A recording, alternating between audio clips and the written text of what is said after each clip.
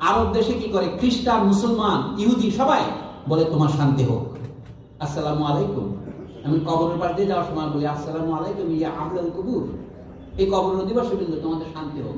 মানে আমরা সেখানে দেখি যে তারা অশান্তিতে আছে, অশান্তি যেন না থাকে। আরব দেশে যুদ্ধ বিগ্রহ লেগেই আছে সারা বছর, বেদুইনদের আমল থেকে। সেইখানে মানুষের প্রধান প্রার্থিত দ্রব্য শান্তি, আমাদের প্রার্থিত দ্রব্য ধন। তাতে কোনো দোষের কিছু না। আমরা বলি তো সোনার বাংলা, যেরকম আমাদের একটা উপন্যাস আছে একসময় সোনার বাংলা ছিল, কিন্তু কোন সময় সোনার বাংলা ছিল, সোনার বাংলা কার জন্য ছিল, এগুলো ইতিহাস ঘাটলে দেখা যায়। যা মনে করি ব্যাপার তা নয়।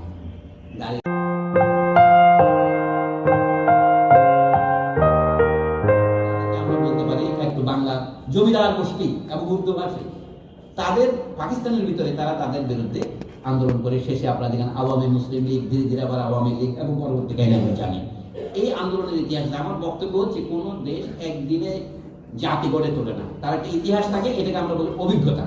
তার ইংরেজিতে বলে লিভড এক্সপিরিয়েন্স, এটা দরকার। আমি বলবো কিসের বলে মানুষ জাতি হয়ে ওঠে? অভিজ্ঞতার বলে। সেখানে ইতিহাসের প্রমাণ আছে, কোনো কোনো ক্ষেত্রে ধর্ম জাতির ভূমিকা হিসেবে পালন করেছে, আপনি রসিদ করতে পারবেন না।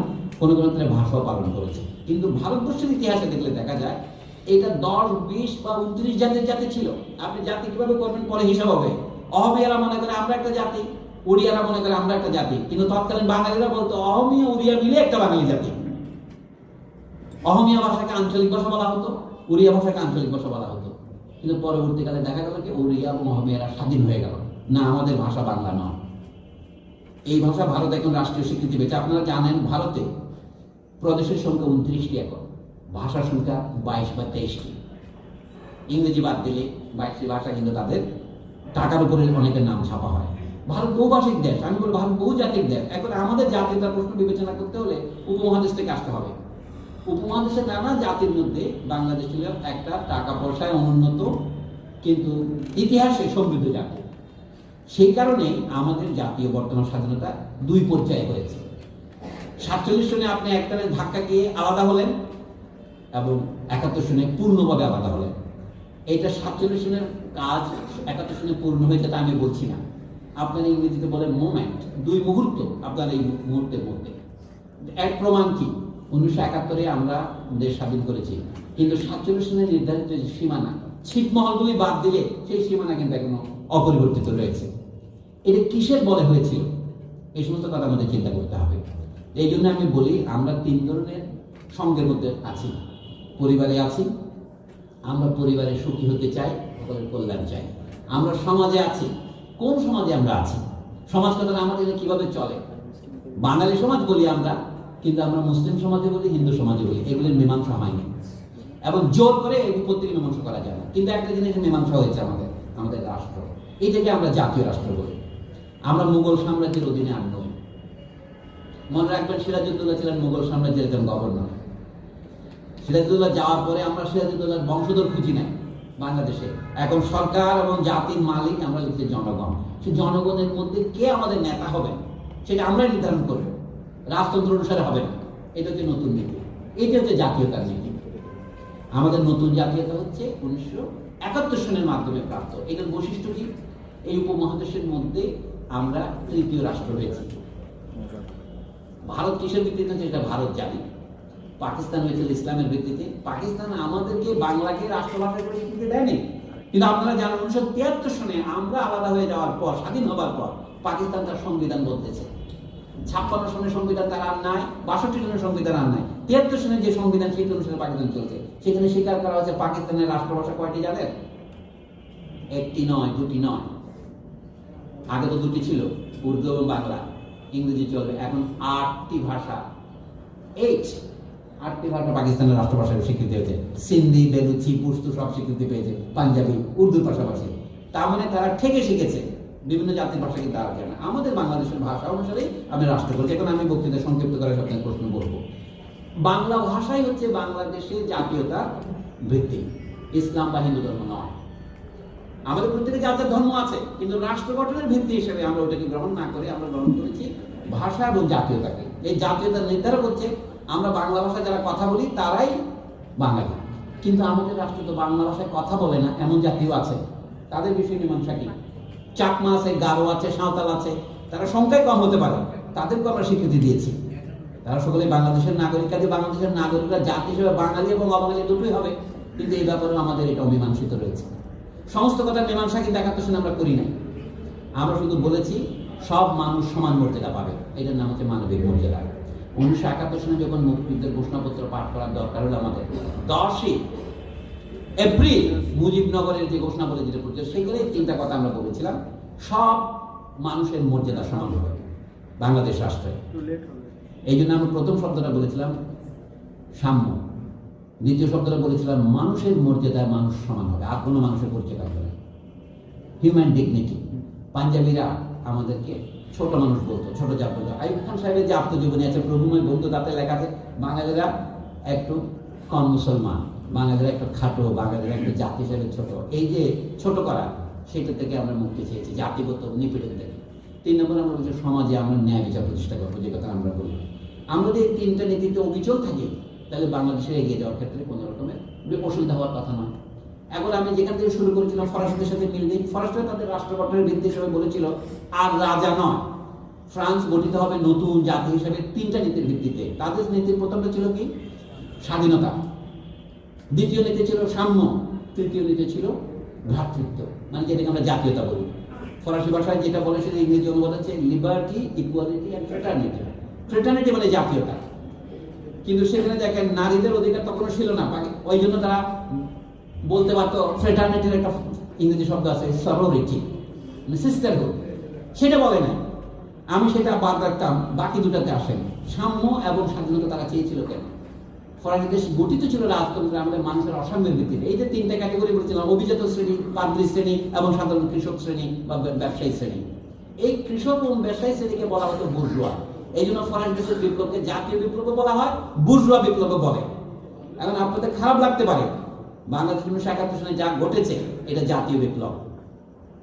এবং আমরা একটা বই বের করেছি, আপনারা কেউ আমাকে স্বাক্ষর করে নিয়েছেন, আমি হচ্ছে বেহাত বিপ্লব, কিন্তু বিপ্লবটা আমাদের হাতছাড়া হয়ে গেছে।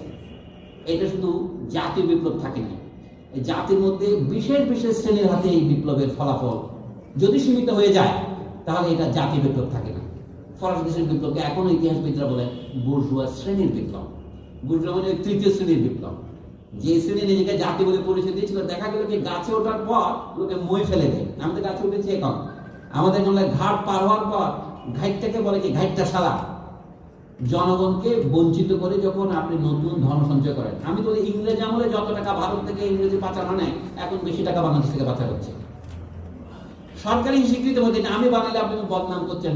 শেখ হাসিনার সরকারের অর্থমন্ত্রী উনি বলছেন 5,000 কোটি টাকা আমাদের পাচার হয়েছে, আর যে বলছেন 9 লক্ষ, বলছে তো 5 লক্ষ কোটি টাকা, উনি বলছেন 9 লক্ষ কোটি টাকা। আমি সে ভিতরে যাচ্ছি না। এই যে অবস্থা হলো, বাংলাদেশের ধন সম্পদ কম তৈরি হচ্ছে না, কিন্তু এটা যদি না থাকে তাহলে আপনি জাতি তৈরি করবেন কিভাবে? আমরা যা আছে তা দিয়ে এটুকু তৈরি করছি, সব কথা আরো পারতাম। আমি এই প্রশ্নটাই বলছি, জাতি গঠনের পথে আরেকটা কথা বলি। অনেকে প্রায় বলে আমাদের বাংলাদেশ একটা পরিবার। চিন্তা করে দেখেন তো, পরিবার আর জাতি কিন্তু এক জিনিস নয়। এই ভুল করলে চলবে না, এটা বলে ক্যাটেগরি মিস্টেক। পরিবারের মূলনীতি কি? সন্তানের জন্য মা বাপের আত্মত্যাগ, এটাকে বলে ভালোবাসা। ভালোবাসার বহু মডেল আছে। সন্তানের জন্য মায়ের যে স্নেহ, এটাই হচ্ছে ভালোবাসার মডেল। স্বামী স্ত্রীর মধ্যে যে ভালোবাসা, তার মধ্যে কিছু বিনিময় বাণিজ্য আছে। সন্তানের সাথে মা বাপের বিনিময় বাণিজ্য অতি অল্প, এটা একতরফা। আমাদের পরিবার, একটু পানি দিন স্যার। আমাদের পরিবার তার মধ্যে যে ভালো দিকটা সেটা কথা বললাম, কিন্তু যখন আপনি বলেন যে আমাদের রাষ্ট্র একটা পরিবার, মনে হচ্ছে রাষ্ট্রের পরিবারের মধ্যে কোনো পার্থক্য নেই। চিন্তা করে দেখেন তো, রাষ্ট্র কিন্তু শুধু ভালোবাসার উপর প্রতিষ্ঠিত নয়।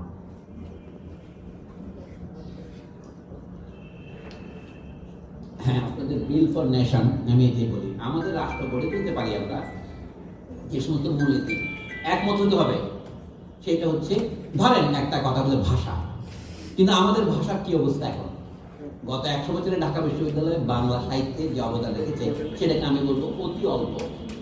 সে অনেক ছাত্র তৈরি করেছে, অনেক শিক্ষক তৈরি করেছে, অনেক সিভিল সার্ভেন্ট তৈরি করেছে, কিন্তু বাংলা সাহিত্যের তার উন্নতি যা করার অন্তত আমি আমার মন ভরেনি। আপনি বলছেন কত হলে আপনার মন ভরতো, সেটা কথা বলার আগে আমি বলি, ঢাকা বিশ্ববিদ্যালয় সহ অন্যান্য সব শিক্ষা প্রতিষ্ঠানের নেতা হিসেবে ঢাকা বিশ্ববিদ্যালয়ের নাম নিচ্ছি। রাজশাহী, চট্টগ্রাম ইত্যাদি বিশ্ববিদ্যালয় হয়েছে। সকলের অবদানের মধ্যে ত্রুটিটা রয়ে গেছে। আমরা কিভাবে পড়াবো, ইউরোপের বিদ্যা ইউরোপ থেকে এনে ইউরোপের ভাষায় পড়াবো, না ইউরোপের বিদ্যা আমরা এদেশের ভাষায় রূপান্তরিত করে পড়াবো? আমরা বলি বীজ দিয়ে ধান উৎপাদন করতে হয়, সবচেয়ে ভালো বীজটাকে আমরা আগামী বছরের জন্য রাখবো। তো সেই জন্য সবচেয়ে ভালো ছাত্রদেরকে শিক্ষকতার পেশায় আনতে হবে। কিন্তু আমাদের বর্তমান অবস্থায় সবচেয়ে ভালো ছাত্র শিক্ষকতার পেশায় আসে কিনা আপনারা নিজের আমার চেয়ে ভালো জানেন। আমরা তাদেরকে সিভিল সার্ভিসে পাঠাই, এখন কেউ ব্যবসা করতেছে। ব্যবসা সিভিল সার্ভিস খুবই দরকার আছে, কিন্তু শিক্ষার গুণগত আকর্ষণ কম। যেমন আমাদের প্রাইমারি স্কুলের শিক্ষকদের জন্য আমরা কোন বেতন স্কেল রেখেছি তাদের বোঝা যায়, মুখে যাই বলেন না কেন। জাতিসংঘের নিয়ম অনুসারে আমরা বলি আমাদের মোট জাতীয় উৎপাদনের শতকরা 6 ভাগ যদি খরচ না করেন তাহলে আপনি সারা দেশকে স্বাক্ষর করতে পারবেন না। কিন্তু আমরা অফিসিয়ালি শতকরা 2 থেকে 2.5 ভাগের বেশি খরচ করি না, এবং তাও আপনারা জানেন কি পরিমাণ নষ্ট হয় আমাদের। তা আমরা ঘরে পৌঁছতে বলতে জাতীয় উৎপাদনের 1 ভাগও পড়ে কিনা আমাদের সন্দেহ। তো সেই অবস্থায় আপনি শিক্ষার উন্নতি করবেন কিভাবে? আমি যে এই কথা আমাদের বলতে হবে, আমাদের সমকালীন সংকট, আপনি যেটা সাম্প্রদায়িকতার সংকট বলছেন, সেটার চেয়ে বড় সংকট হচ্ছে এটা ধনবৈষম্যের সংকট। আমাদের ভাষায় আসি, আমরা যে কথায় কথায় ধন্যবাদ বলি, আসার সময় ওদের সাথে আলাপ করতেছিলাম, ধন্যবাদ কথাটার অর্থ চিন্তা করে দেখেছেন আপনি? বলে আন্ধা কি চায়? চোখ চায়। তো গরিব কি চায়? ধন চায়। আমি কখনো স্বীকার করি না যে আমি গরিব, কিন্তু যখন আমি আপনাকে বলি ধন্যবাদ, কথা লাগেন বাত, কথাটা হচ্ছে ফার্সি কথা থেকে আসে, বাত। বাত মানে বাতাস, মানে আমরা বাংলায় কথা অর্থে বলি ধন্যবাদ মানে আমি বলছি যে আপনার ধন হোক। আমরা বলি না একটা পাখি ডাকে গৃহস্থের খোকা হোক, তা আমরা বলি গৃহস্থের ধন হোক, এটা হচ্ছে ধন্যবাদ। এইটা জার্মান ভাষায় ডাঙ্কা বলে, ইংরেজি ভাষায় থ্যাংক ইউ বলে। আমরা যত ইন্দো ইউরোপীয় ভাষা গোষ্ঠী আছে, ইন্দো জার্মানিক ভাষা বলে, তাতে এটা আপনি দেখতে পাবেন। দারিদ্র্যের দ্বারা পীড়িত মানুষ চাইবে কি? ধন। আপনাকে যে আমি আশীর্বাদ করি, বলি আপনার ধন হোক। আপনার যে সন্তান সন্ততি না থাকে, আমি দোয়া করি যে আপনার সন্তান সন্ততি হোক।